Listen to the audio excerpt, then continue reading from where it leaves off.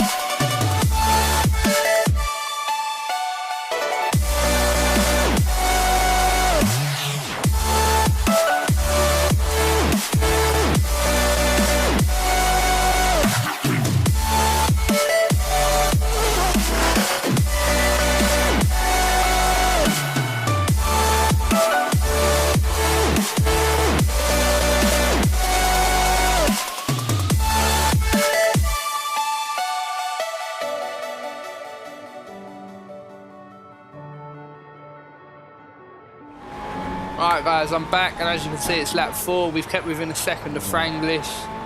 So yeah, now we've just got to make sure we don't do anything stupid. Running a little bit wide there. But yeah, so far 4 laps, my consistency's got a lot better throughout this season. Starting to take a few too many risks though, and then get a cut track penalty, even though didn't really gain any time. But yeah, didn't really lose any time to Franglish there. I mean, well, we did, obviously, but it could have been a lot worse because we was going into a braking zone there. So now if we can just keep keep it together mentally, no mistakes, we should be able to catch up with him. But yeah, we go way too close to that, then carry way too much speed in there, understeer like an absolute dog, and then yeah, just do that. So we move on to lap 11 now, and yes, understeer is starting to kick in. You can see that front left is taking a lot of pounding.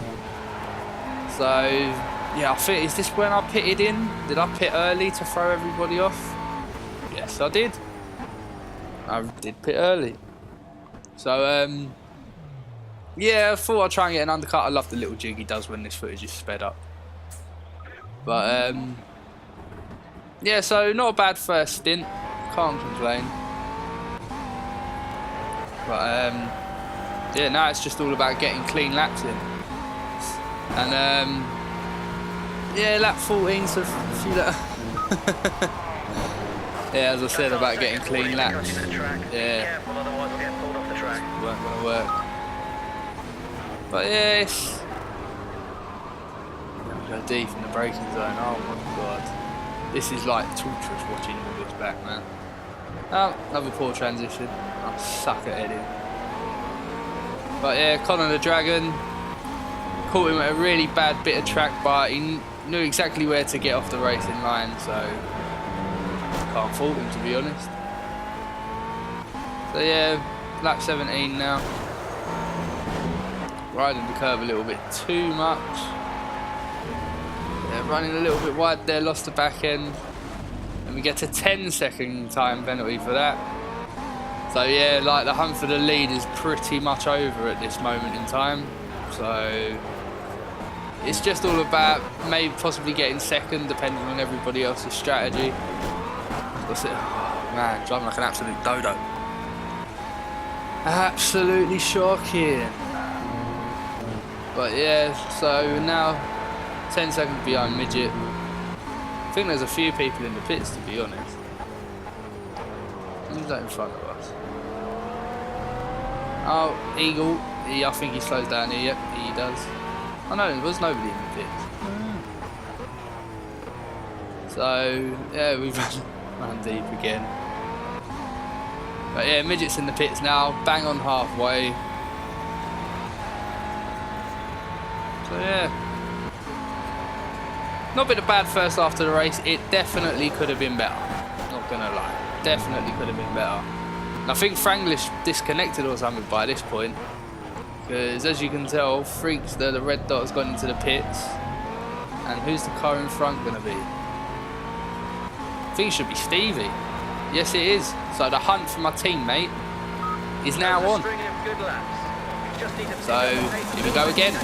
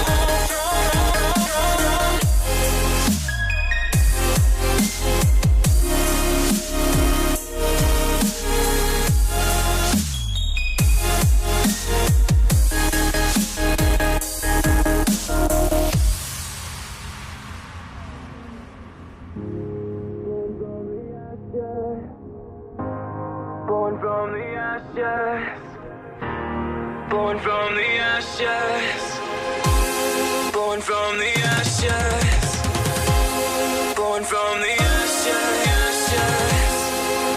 from the ashes. Born from the. You can't suffocate my spirit. 'Cause I'm the king on my own throne, King on my own throne, my own throne. You'll never see me fall. You'll never see me fall. Watch me reign, and I'll save them all. And we're back against that 32, and as you can see, Stevie is now in sight. But what is coming up? What I told you about that curve. And the music pretty much sums it up, to be honest. So, yeah, when this finishes, it's going to go back into the other music, and we're still going to be chasing him down. So, peace.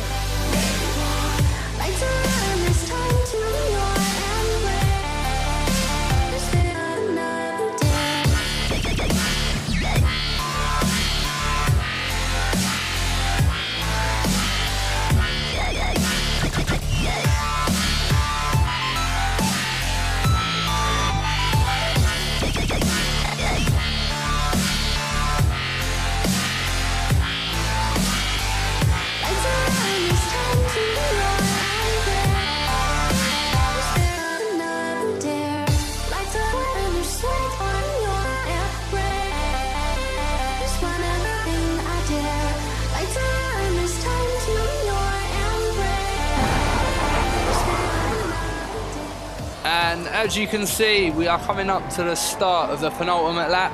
Stevie is only a second ahead of us, but he has not pitted. So I pitted on lap 11, remember, and my tyres are as bald as Phil Mitchell's.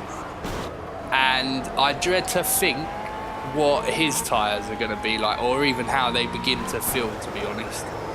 Because as you can probably hear, the tyres are scrubbing against the surface. I'm trying to use every inch of the track and the curbs just so I don't get understeer. And you can just tell the amount of time that Stevie's losing because another endo going into that corner. Because my tyres are absolutely knackered, but I'm managing to keep pace and catch. I mean, the advantage for him is I'm in the dirty air. I obviously don't know how much downforce he's running. Oh, hang on, I might have given him... Did I give him the setup for this track? I cannot remember for the life of me, to be honest. But yeah, we get a great run out of here. So now it's just time to set him up going through the little west section. Getting his mirrors on the left. He goes tight into that one. Then he's fucked up his entry into that corner. So now we're just going to try and hang it around the outside. Oh... Third place is 46 seconds behind, so it don't really matter even if we have a crash. I've ridden the curb, almost gone into him. And then his car just somehow magically lags forward, and I'm like, shit. Then go way too deep in the braking zone. He gets a nice little switchback, but I'm up against the wall, and I'm like, nope, you need to give me room. So now we're going side by side into the double left-hander at turn 1. He backs up. Then gets underneath me. Two McLaren, not Honda, battling for the win at Sonoma. But it looks like we've got the upper ground here. Have a quick cheeky look to the right to see if he's there. Oh, he's still on our outside just. But we managed to hold him off. And now, oh, sliding though. Is he going to come back underneath? No, his tyres just don't have it. So, another poor transition. What is wrong with me? But yeah, as you can see, guys, I do reckon If Franglish would have stayed in this, he would have had it, to be perfectly honest. But that's what happens in online racing. I do feel for him, but I will happily take this win. And I am happy with that win, to be honest, as I put in a lot of time for this race. I do remember that. But yeah, we decided to go a little bit crazy over the line. But yeah, so we get the win. McLaren, not Honda, 1-2. Cannot complain with that. And I think I had the fastest lap as well by about 6 tenths. But yeah, my name's been the Living Dead 69, guys. It's been a pleasure letting you guys watch this. And if you liked it, hit the thumbs up, leave comments and let me know what you think. And I'll catch you next time. Peace.